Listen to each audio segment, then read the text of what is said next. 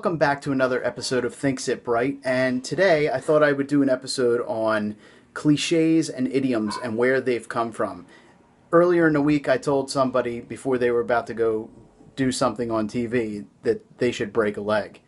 And we've used that term all the time. We've used tons of terms like that, but I don't think any of us really realize how far back they date and what their origins were. Now, obviously, if you're telling somebody to break a leg, you're not really meaning you want them to go out there and break a leg. Well, originally, the phrase, was used when people would do a good job at something. People in the audience, to make a louder sound other than clapping, would stomp their feet or lift a chair and slam the chair down. And it was said that if the people were stomping their feet hard enough, that meant that the applause was really good, but people potentially could break their legs. Same as slamming a chair down, people would actually break the legs of the chair from slamming it. Another one's turning a blind eye. Basically, if somebody's turning a blind eye to something, they're kind of ignoring the threat that might be there and just going past it to try to succeed anyway. Well, this dates back to a guy in the 1800s named Horatio Nelson. And he was at war. He was a captain on a ship, and one of his superiors told him that the other fleet was coming at him. And Nelson had a bad eye, and he actually picked up a telescope and supposedly put it to his bad eye and said, "I don't see a thing," and continued the troops moving forward in the fleet. And what happened was they ended up winning the battle. So that's where it came from. Basically, he ignored the advice of somebody else, even though the threat was there, and they still ended up winning. Somebody crying crocodile tears. It kind of sounds a little silly, but it goes back to a book called The Travels of Sir John Mandeville. And in the book, there's a part that describes crocodiles who were devouring people and weeping tears while they were doing it. So there's no real fun origin to that. It just kind of stuck. And William Shakespeare actually turned that into the phrase crocodile tears, and it's been used ever since. A diehard.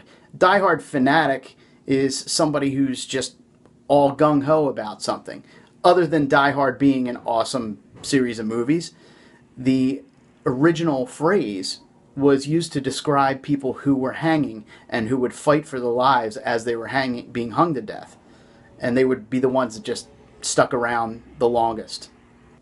When you're growing up, even now, I mean, my parents do it now, and, I'm not a kid anymore, but they'll read me the Riot Act, and I'm sure everybody's heard that at one point, that they're getting read the Riot Act, or they're going to read somebody the Riot Act. The Riot Act was actually a real act in 1715, and it was the British government's way of, if there was a protest of 12 or more people, then they would go out and read this act to them and basically warn them, look, you need to break it up. And if not, there were consequences and people would be arrested. So that's where that came from. Similarly, there's the third degree. Now, the third degree was more along the lines of interrogations, and this dated back to Freemasons, which is an organization that's been around for hundreds of years. I actually use them in a couple of my books. The people who would become the third degree Freemasons would undergo these ritualistic and very intense interrogations. I did an episode a while back about Pandora's box. If you missed it, I highly recommend going back, but that was kind of the first proverbial opening a can of worms. Well, opening a can of worms is quite literally what it sounds like. In the 1950s, fishermen would actually can worms so that they could use them for bait. But when you'd finally open it up, it would just be this, I don't know if you've ever had an earthworm in your hand and you've smelled it. I mean, I've gone fishing tons of times, and it's not a pleasant smell. And they would compare this opening a can of worms to being one of the most horrid things that you could smell. And nobody ever wanted to open those can of worms. So it just kind of stuck since the 1950s, and it's been ever since. We go to work, and you make a paycheck, and you bring home the bacon, right? I'm sure you've heard that. Well, bringing home the bacon used to be quite literally that.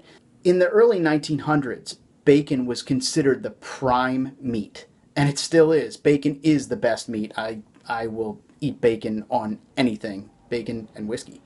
Bringing home the bacon meant that you were providing for your family, because in the early 1900s, bacon was the easiest cut of meat to get that would last the longest, because they would salt it and they could preserve it a lot easier than other sections of meat. So when people were bringing home the bacon, it meant that they were providing for their families. Everybody's got bad days. Not me. I never have bad days. I don't get out of the wrong side of the bed. But I know plenty of people who do get off on the wrong side of the bed. That dates back to a myth in 1870 and a little bit before that, where people believed that if you got out of bed and you put your left foot down on the floor first, it was bad luck and it would basically screw up your whole day. So getting out on the right side of bed was the right side. Getting on the left side of the bed was the wrong side. So that's where that came from, and it just kind of adapted to anybody who's having a bad day and being grumpy. Voltaire was a French writer, and in one of his works he wrote, quote, "If this is the best of possible worlds, all is for the best." And he was referring to different planes of existence, the life after life, and basically from there it got adapted into having the best of both worlds. Did you ever have to do something and you went and you knew it was going to be a tough time, but you went and you bit the bullet anyway and you went for it?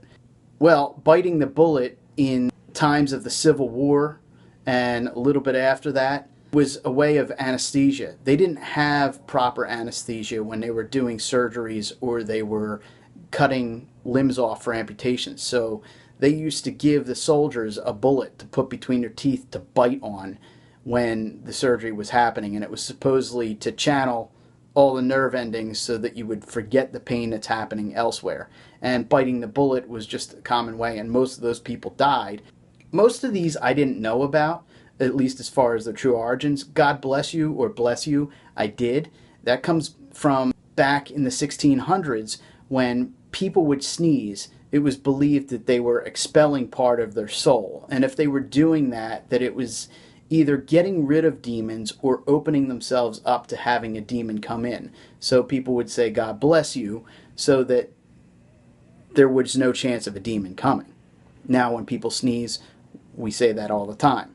Everybody's got family issues, but it always comes down to blood being thicker than water, and many people believe that. And that goes back to blood rituals where they would slice each other's hands and do these blood bonds and oaths to each other, because they believed that blood obviously is thicker than water, but that it was more bonding than the water in the womb itself, because the womb will expel you at some point and then you're no longer there. So it's saying that blood bonding is more concrete of a bond than even the bond of a mother. I don't buy that. I think it's BS, but that's where that came from. A lot of times when I'm doing these episodes, I kind of stutter and I sit there and I go, I don't know what I was going to say, and the cat got my tongue. Well, that comes from the cat o' nine tails. Now, if you don't know what that is a whip that basically had a few extra leashes on the end, and they often had little metal prongs on them or caliper balls. And if you ever saw the movie The Passion of the Christ, what they were using to whip Christ was a cat o' nine tails. And a lot of people would use these to drive their slaves back in the day. And it was said that if you hit them hard enough, they would be unable to even scream out in pain or talk. So that's where the cat got your tongue. That is where that originated. I don't really need to even go into getting caught red-handed. It's kind of common sense. Before weapons were used to kill people, people killed people with their bare hands.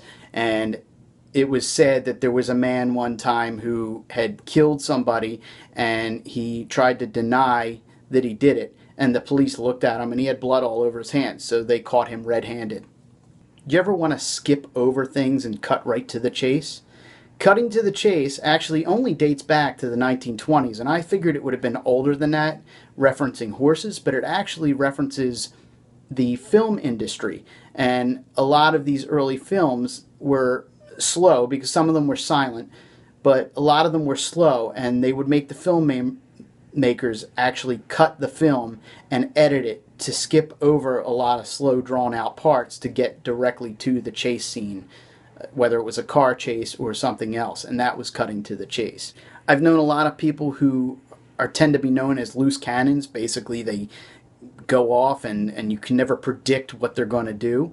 Loose cannons were a common thing with sailing warships, and if they weren't actually strapped down the right way, the rocking of the ship could tend to move it loose a little bit, and if they went off, it could end up doing substantial damage to the ship or the crew and not where the target was going. Mickey Finn, an Irish guy, a saloon owner.